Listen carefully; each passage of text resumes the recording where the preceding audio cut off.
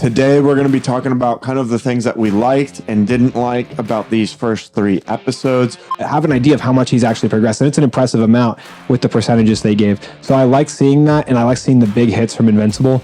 This show's doing a good job at showing that perspective really matters.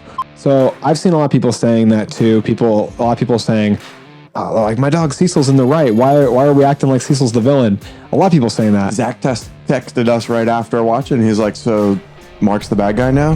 Welcome to Backseat Directing, where we talk about movies, TV shows, comics, and more. We're your hosts, Andrew and Aaron. We put out new episodes every Monday and Thursday. And today we're reviewing episode 1 through 3 of Invincible Season 3. 2, 1, action.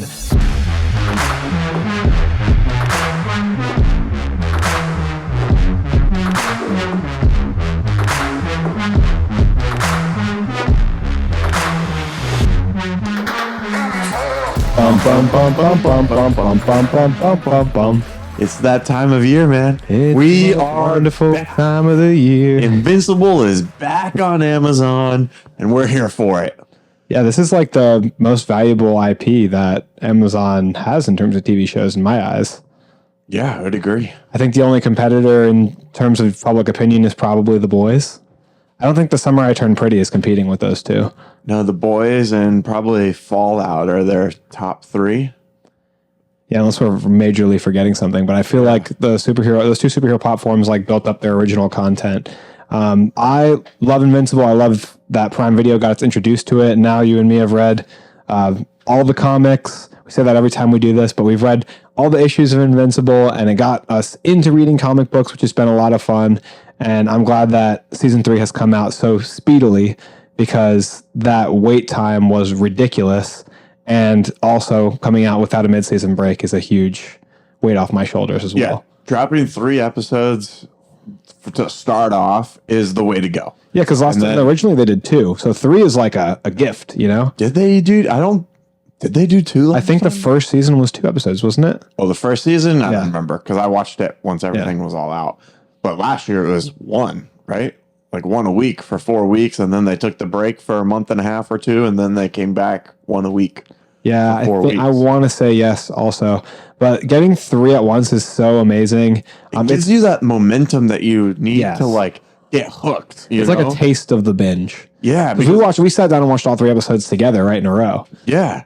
And then I feel like the conversation on like TikTok and other platforms are very positive, because there's been time for the season to develop. Something's happening to where people are on the edge of their seat wanting to know what happens next. Yeah, and the ratings have been incredible too. I mean, season 3, episode 1, You're Not Laughing Now, 8.1 out of 10, 3.2 thousand ratings.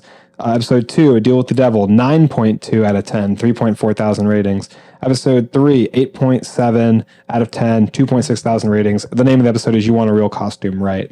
And so these episodes are fairly close to each other in terms of the amount of ratings, and episode 2 even has more ratings than episode 1, which I feel like normally you'd see a fall off if they were releasing it 1 episode at a time. So that just says to me that the same amount of people are watching all 3 episodes together. Not the same, but a lot of people, considerable amount, are watching the same 3 episodes together and feeling strong enough to go on IMDb and rate it. So if you're feeling that strongly, you're probably enjoying watching the show. And it's got a really high-end average. 8.0 and above is incredible rating on IMDb.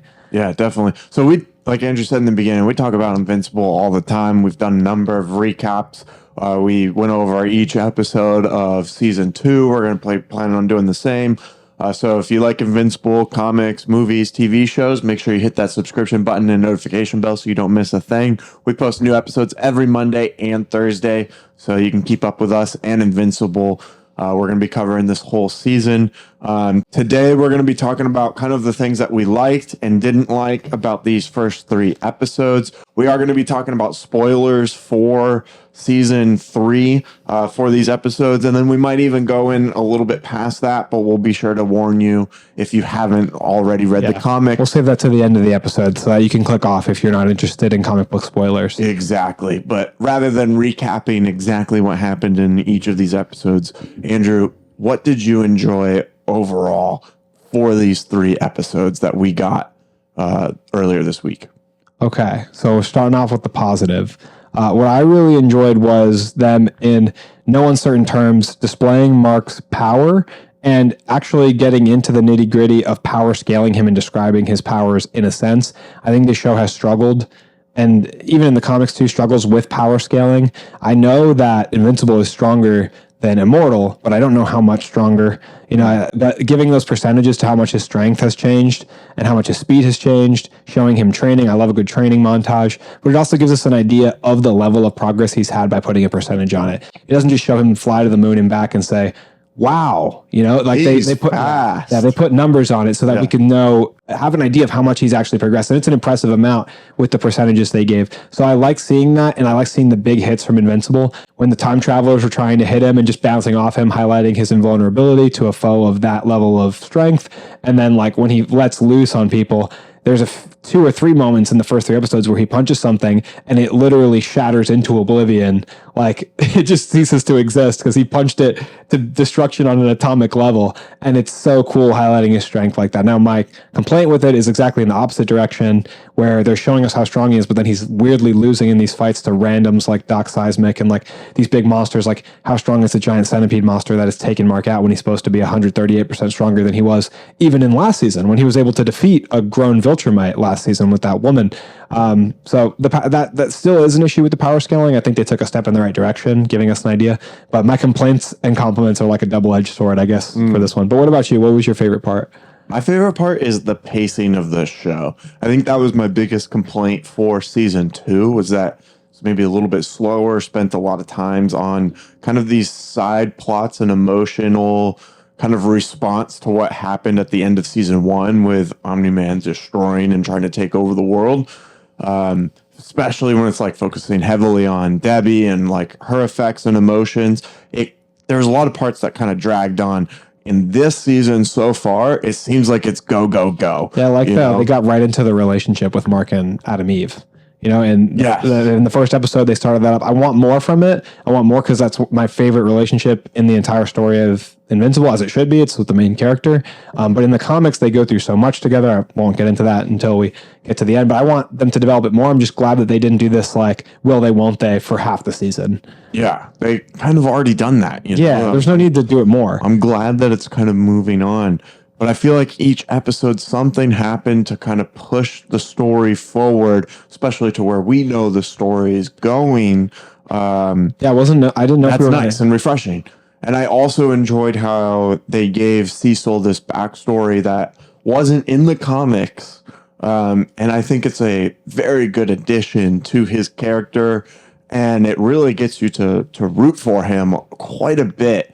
And I think that leaves us as the audience kind of conflicted on who we should really be rooting for. We were talking right after we watched these 3 episodes that this show's doing a good job at showing that perspective really matters, because kind of jumping forward a little bit to that episode 3, where he's got that inner ear ringing going on to where he's kind of incapacitated, and Cecil has like full control over him in a sense, and then him finally getting that out and all that, and him talking to his friends like Adam Eve and his mom and stuff who's on his side and support him.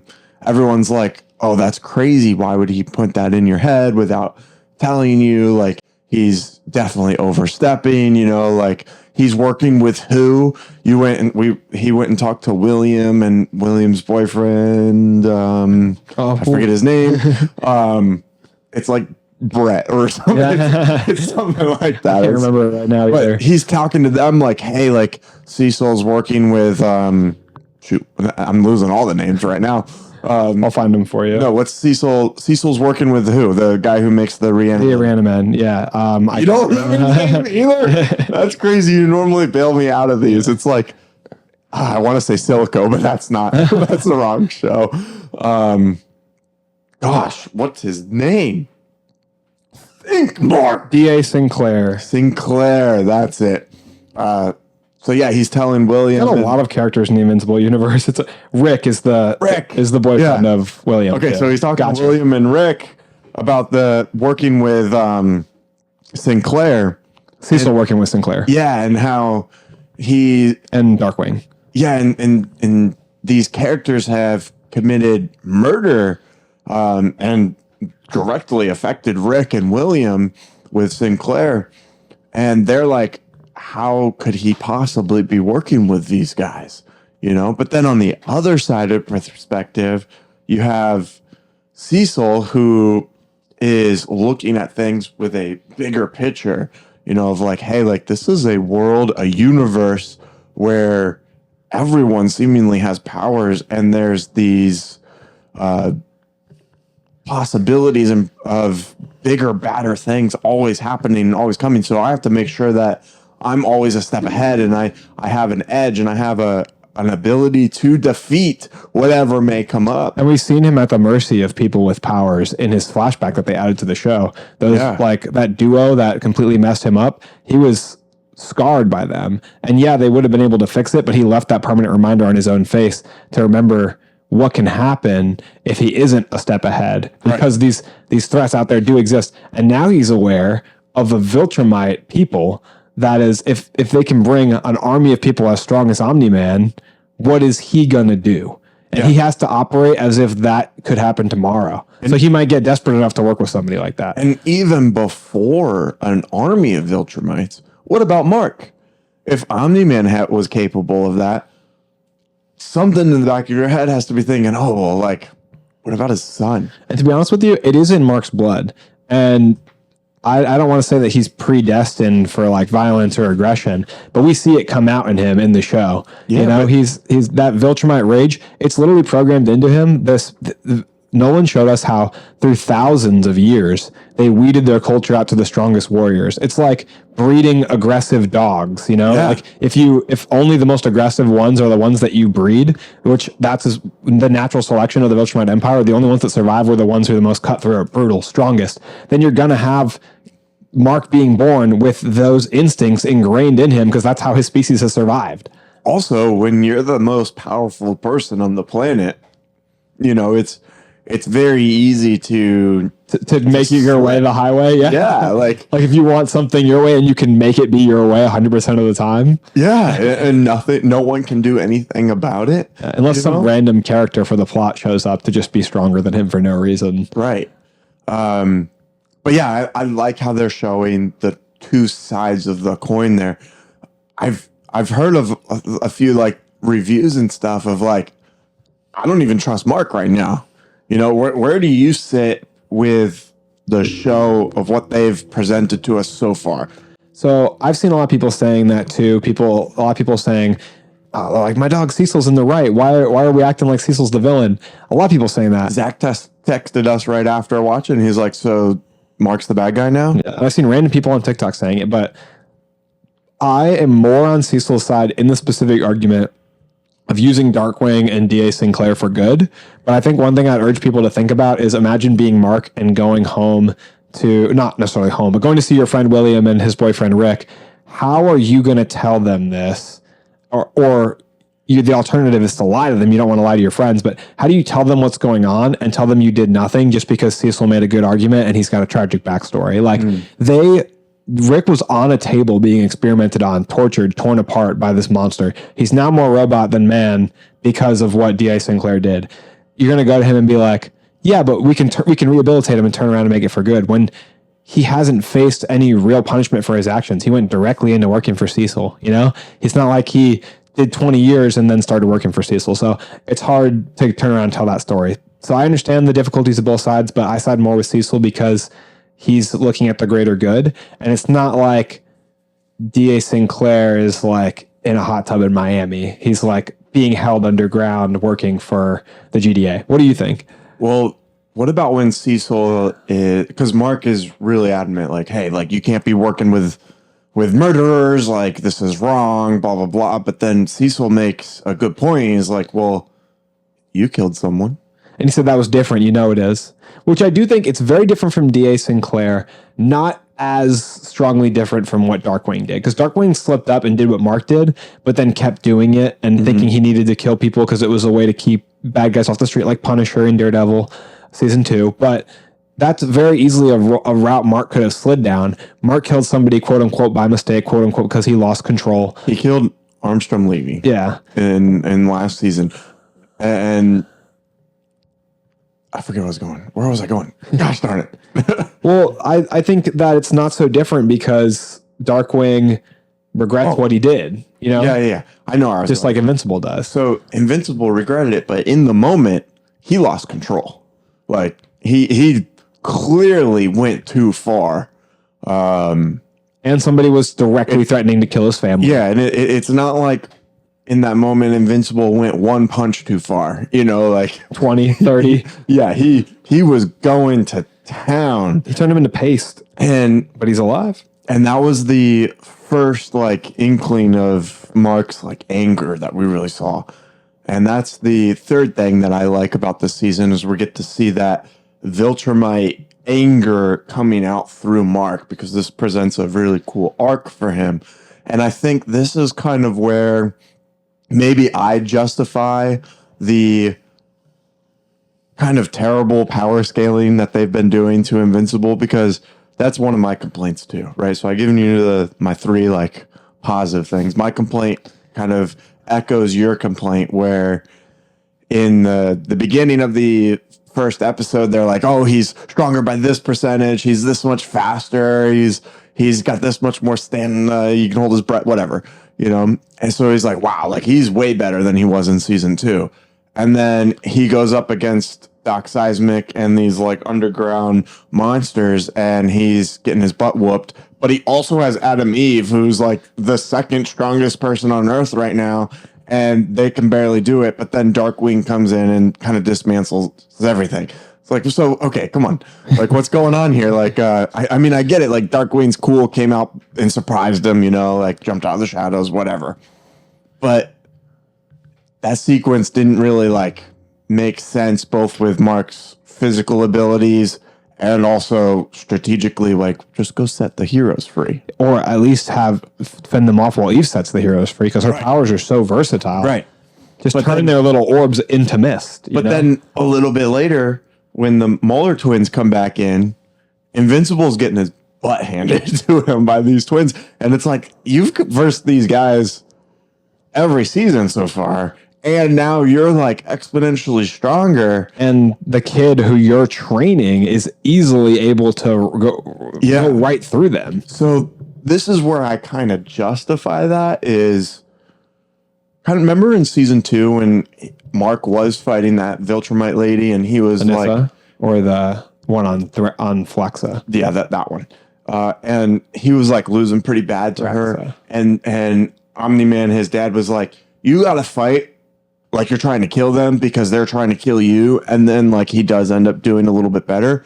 I think it takes a lot of Mark to get to that like mental state, you know, of like, because I think there's like something in him that wants to hold back like too much, you know? And because he's in his head so much, he ends up getting beaten up by the Muller twins. But for the bugs though, you can't kill the bugs? I don't know, man. Is he gonna throw the bugs in jail? But then as soon as he got mad that Darkwing showed up, he like lost his shit. When the Reaniman was showed up, super strong. When the Reaniman showed up, he was one punching them. Yeah. Headshots.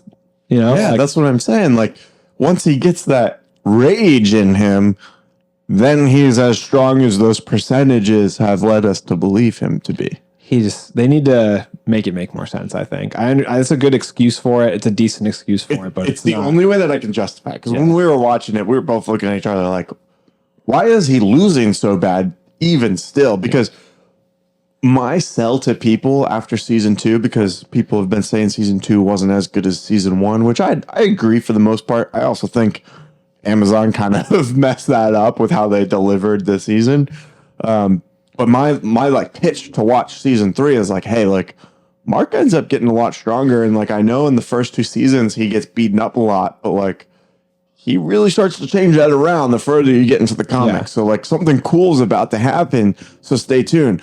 But then we're watching season 3 and we're like, all right, he is getting stronger, but now he's still getting his ass kicked every single fight versus nobody's.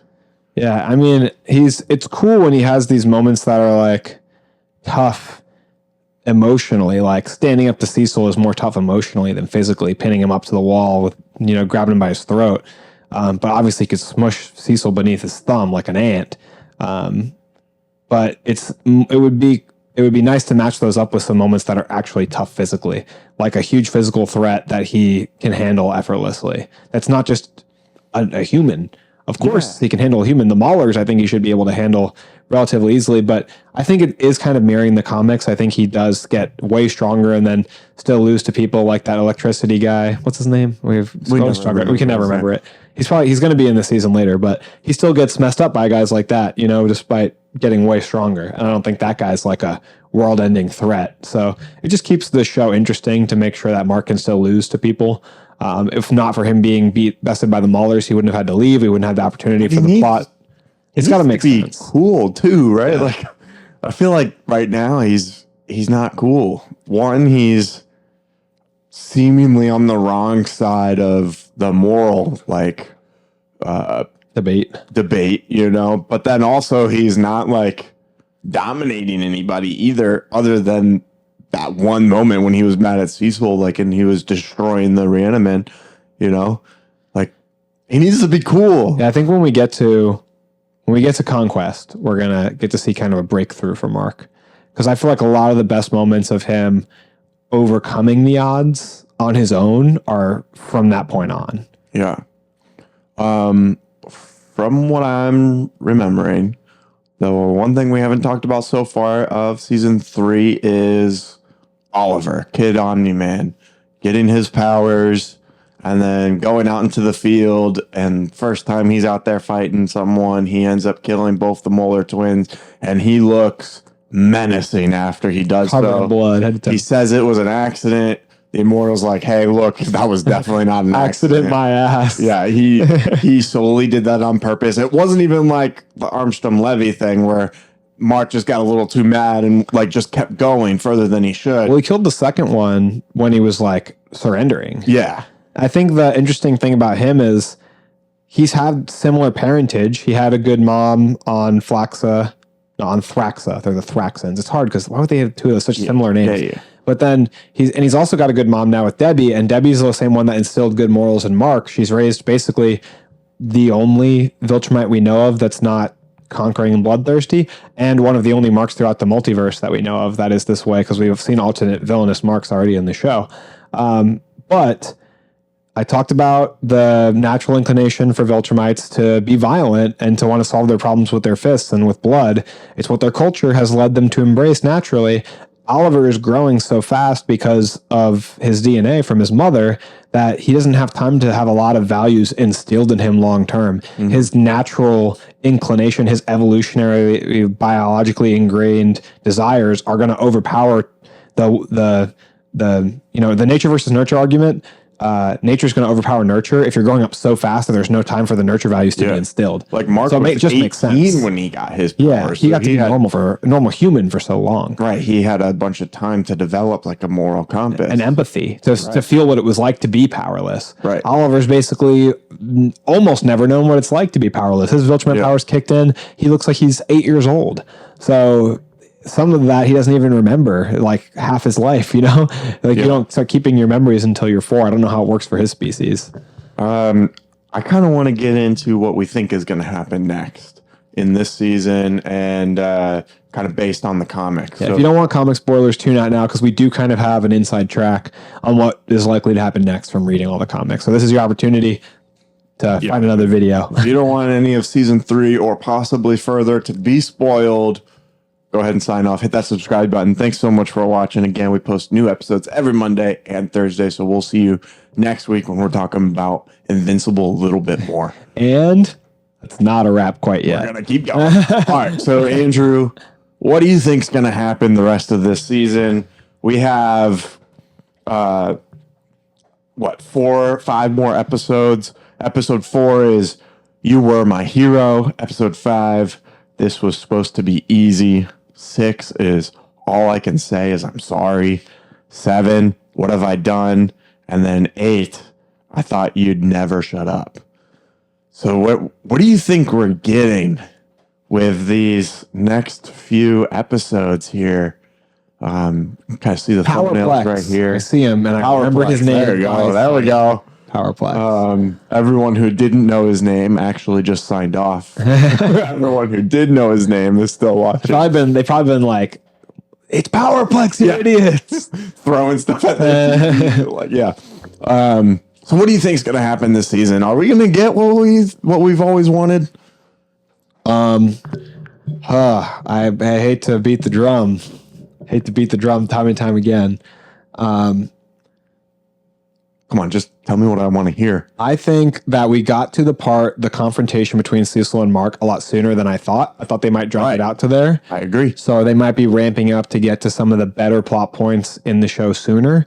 Now, what are we looking at in comics? What are the big stuff that comes out? We have Invincible Wars followed by the Conquest fight. And then we've got the Scourge Wars along. So like the wars, the Viltrumites fighting against like the rest of the galaxy is what I mean. I don't know if that's accurate to call the Scourge Wars. The Scourge might just be when the disease took out a bunch of the Viltrumite population.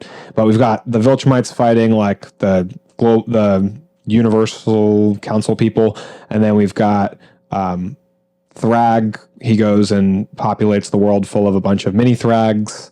Actually, no, I think they show up to Earth and leave some Viltrumites there first, and then those Viltrumites fall in love with their people. He leaves and makes the army of babies. We've got a lot of stuff that happens. Yeah, you're covering the whole. So I'm just saying, all that to say, they can do a bunch more seasons after Invincible Wars and Conquest. Yeah, they're planning on doing 8. Yeah, it's not like the show's over. Conquest doesn't even die in that fight. If you remember, he gets like put underground, and then when he heals and wakes up, he like blasts out of the ground and leaves.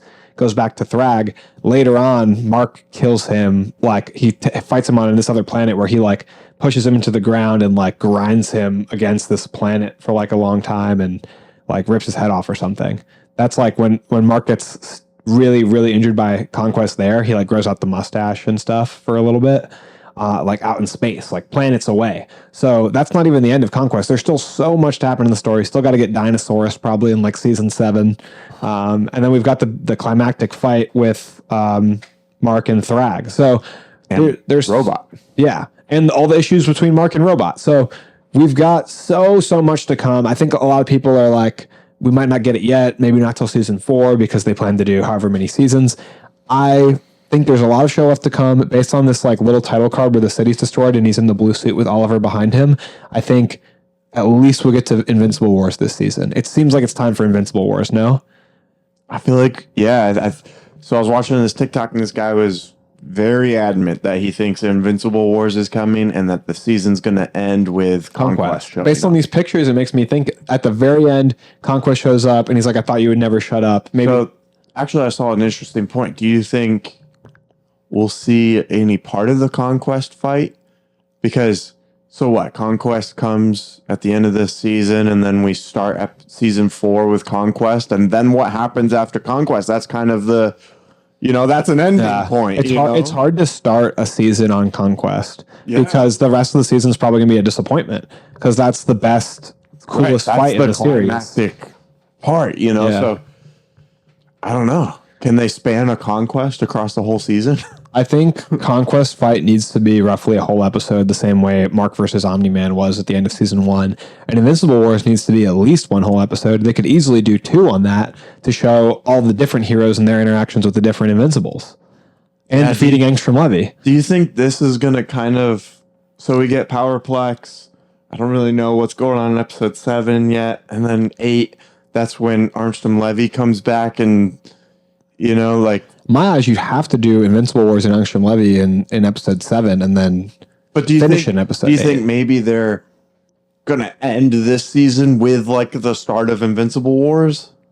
That'd be so annoying. Because then that would make more sense, right, for the season 4, right? Because then you'd have half of it Invincible Wars, half of it Conquest. Right? But then they would have like, right? This season would be pretty good and season 4 would be the best season of television ever. How many viewers are going to be hanging on by then? A fraction of the original season. I mean, so far this season's like still getting incredible ratings. Rated really well, and audiences. I've seen a lot of positive talk about Invincible season 3.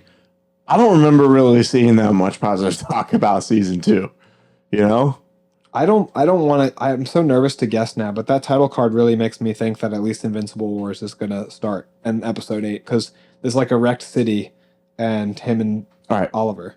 Gun to your head. How is this season ending? Go. I would say best guess, Conquest showing up. Okay. So then we're starting season 4 with Conquest. But Conquest showing up That happens. doesn't make any sense, right? Just because hear of the me out next though. Hear season. me out. Conquest season 4. Conquest shows up so soon after Invincible Wars in the comics that it's ridiculous. So because he's literally Mark is going to help clean up the wreckage caused by Invincible Wars because he feels guilty about the alternate Invincibles, and that is when Conquest shows up. So how do you do that in a show? How do you those two gigantic events? How do you can't do them space them with out, with no space apart? How do You can't space them out because that's part of why it's so good is because it happens back to back like that because you're like shocked by Invincible Wars that lasted an issue or two and then that got resolved and then we had Conquest show up immediately after and that lasted an issue or two and then we had all the Adam Eve stuff in the middle of that. Like he also like really messes up Oliver. Like there's a lot that goes on. Puts his arm right through Adam Eve. That part looks so cool.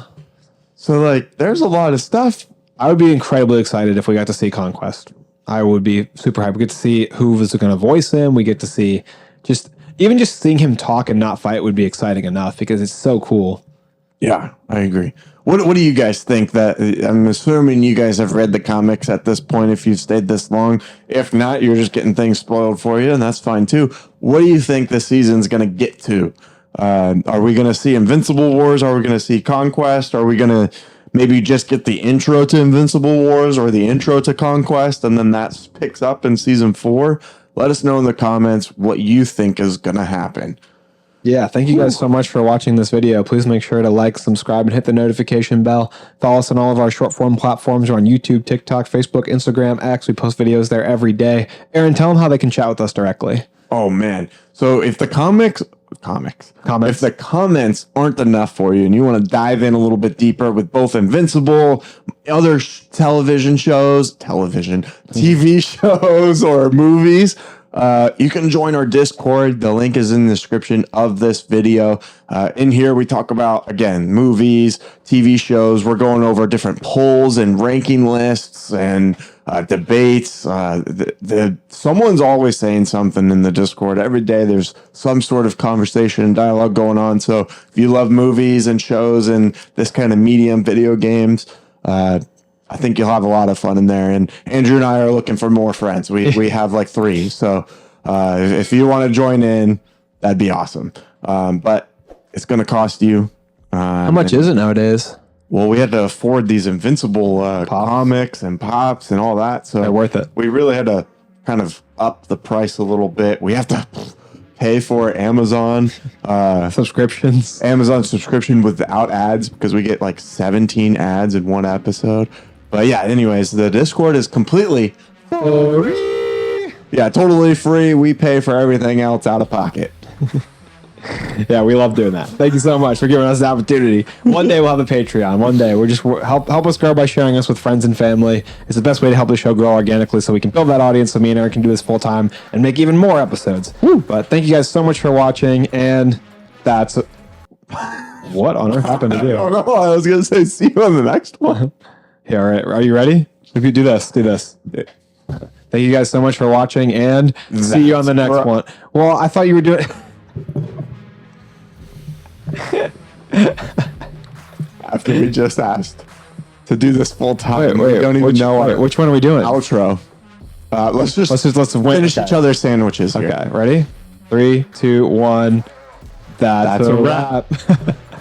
Normally we set it up like thanks for watching. That's it. Whatever. Goodbye.